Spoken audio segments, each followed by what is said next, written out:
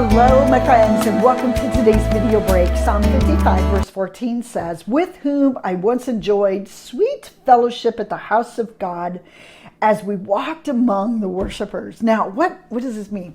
Well, if you back up and go back to yesterday's video, David was being slandered by someone that was close to him, to the place that they even sang the same worship songs together. They were even joining together in worship.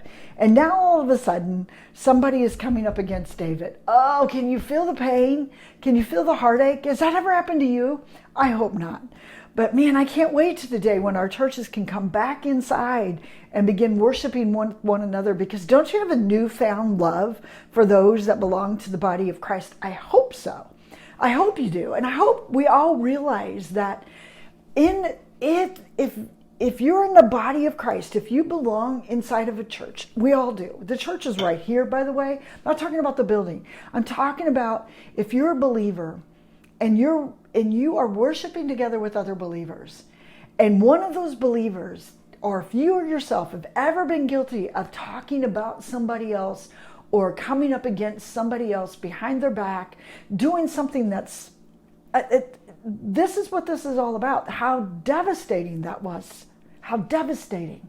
And I hope we've realized now that the people can't come together and worship like this, how significant it is to live in relationship with one another. Maybe we can learn from this season of not being able to see one another face to face, that when we do come back together, we allow our relationships to be even more fonder, more deeper, more authentic, more real, and we keep ourselves from even beginning to go down the road of the pity, the little stuff that bothers us.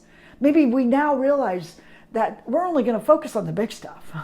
Not being together is a big thing. But you know what I'm saying? I don't know that God expects the whole body of Christ to see eye to eye the whole time and just live in total seeing eye to eye. But can we get to the place, I wish David and his friend could have got to this place, that we can sometimes even agree to disagree. I live with the body of Christ just as you do. And if you're a brother or sister in the Lord, you're my brother and sister. And if you ever find me saying something about somebody else, man, correct me on this. I'm hoping we get to that place that we learn to do that.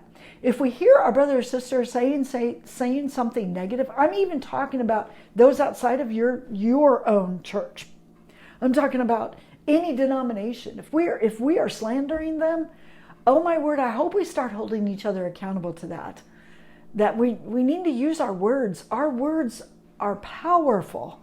When the Spirit of God lives inside of us, those words are power, my friends. Use them for those reasons and those reasons only. And you have a blessed day using your words for power.